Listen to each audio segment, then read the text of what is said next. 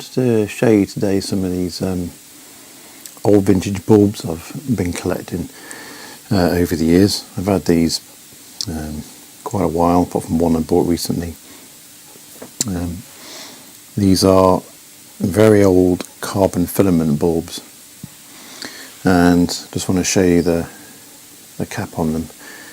If you're not from the UK, this may look a bit alien to you. It's the standard we have here. They're just called bayonet caps, or B22, because it's 22 millimeters. More or less everywhere else in the world uses Edison screw bulbs, 27mm wide ES screw. For some reason in the UK we use bayonet cap, which is a very, very similar size, but they fit differently. Just push them in, quick turn, and then it holds. I don't really know what the advantages and disadvantages of each kind are. I don't think there's much in it really. I was told once that the bayonet cap meant that you were quite precise about the final resting place in a lamp holder. So if you've got a reflector, you can ensure that the filament of the bulb is facing the correct way. It's harder to do that with Edison screw because it's not quite so precise where when you screw it tight where it ends up. But I think that's clutching at straws. I don't think that really matters.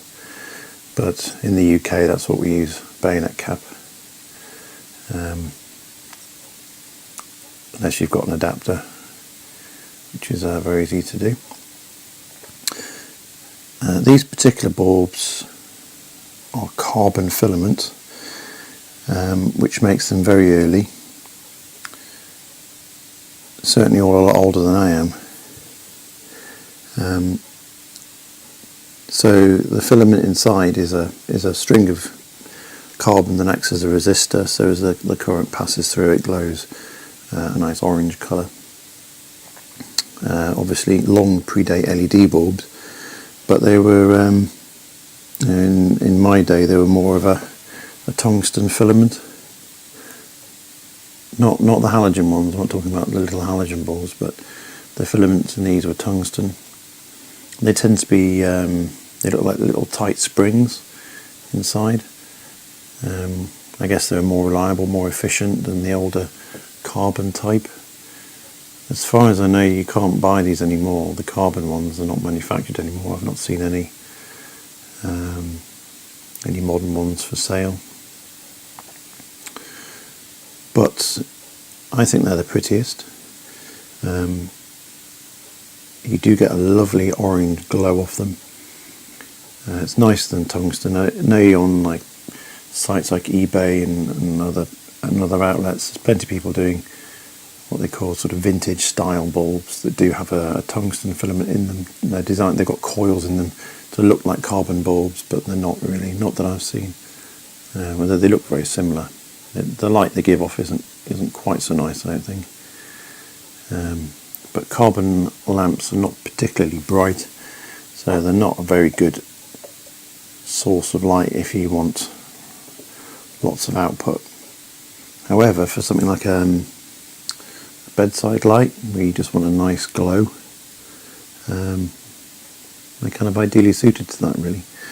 And just to show you this lamp that I've got here, here's another eBay purchase. So very simple. It's made of bakelite. I don't know much about this particular lamp. There's no brand on it.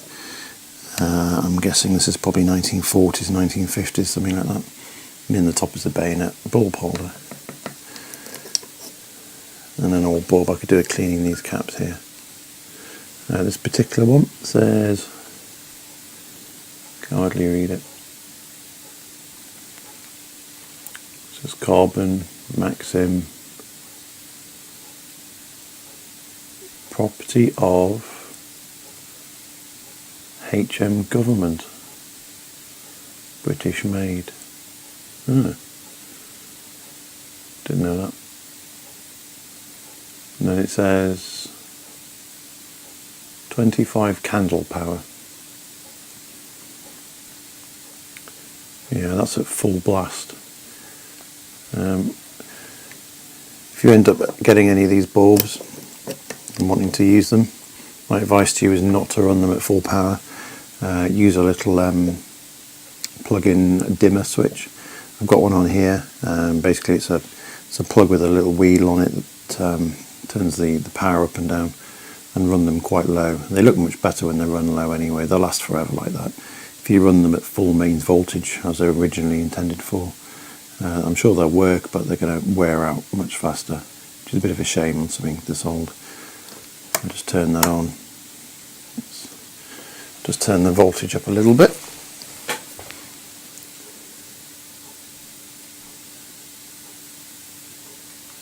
There we go. That's only a fraction of what it's supposed to be run at.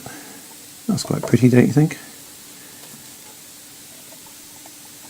Nice fire glow. It's quite a sturdy bulb, that one. The filament's quite thick. Well, that makes a lovely lovely reading light. It's quite warm as well. Quite a bit of warmth coming off it.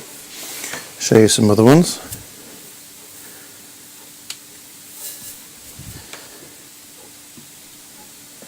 Just checking that's not too hot to touch. It's fine. You're very delicate with them. I don't know how old these are, you know.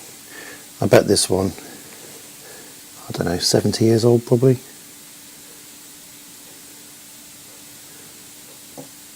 Probably. And this one says on it 130 watts. It's quite bright. It doesn't say candle power.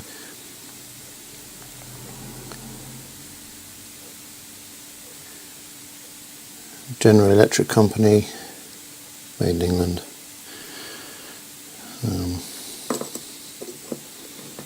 Stick that in and turn it on.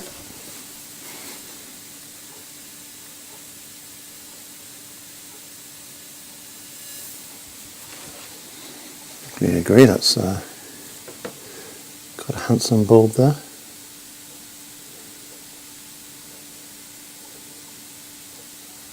Nice beautiful glowing filament.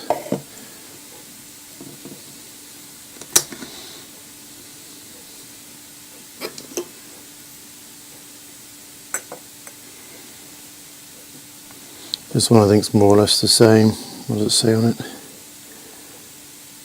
Oh, Mazda. It's the same as the others really. There's no point showing you that as well. This one is very old. You can tell it's got the pip on the top. It says Cosmos, carbon, 230 volts, 8 candle power. I don't know how old this is. I could well believe it's 100 years old. It most probably is. So, turn the voltage down. Plug that in. Can't remember if this is on or off now. Let's have a look. Oh, there it goes.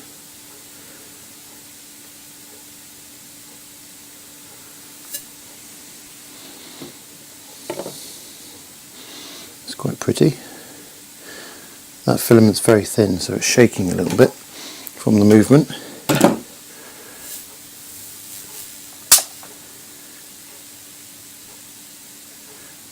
I'm just going to turn the main lights off for the room so you can see it a bit more clearly.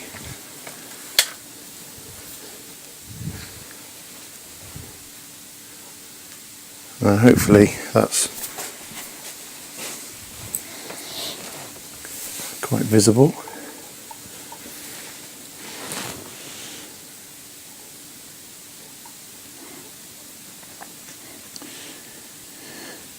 So that's a vintage bulb that is, I would say, about 100 years old, possibly older, possibly a bit younger, but it's old.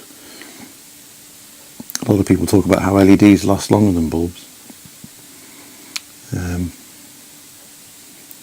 But this particular bulb has something to say about that, I think, because I'm forever changing LED bulbs in modern fittings. You know, you don't seem to get that long out of them these days before it pops.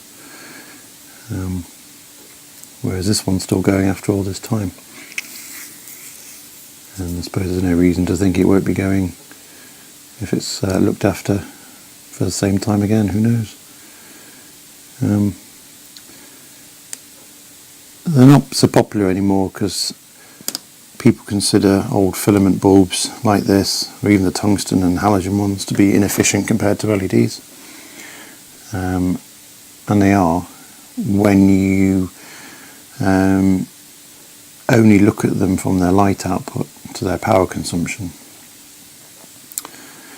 So what I mean by that is, if you give a particular bulb, whether it's an LED bulb or a filament bulb like this one, when you give it a set amount of power, let's say 10 watts, you want to know how much of that 10 watts actually gets converted into light, and that gives you the efficiency. Let's say only 1 watt of that 10 watts actually goes as light, then you consider that quite an inefficient bulb, because then the other 9 watts is probably going as heat, or radio interference, or wavelengths of light that are invisible to the human eye. You know, the output that you want from it is visible light. So if it was only 1 watt in every 10 was actually going on that light, you would consider it quite an inefficient bulb. Supposing 9.5 watts of the 10 watt input energy goes as light, you could consider that a lot more efficient. It could never be 100% efficient. It's a scientific impossibility to produce a bulb that can be 100% efficient for reasons that I'm not going to go into now. But LED bulbs, from that perspective, are a lot more efficient. They produce a lot more light for less current, and it's true. You know, you look at the light output of like a 60 watt incandescent light bulb like this, it's probably the LED equivalent's about 5 or 6 watts.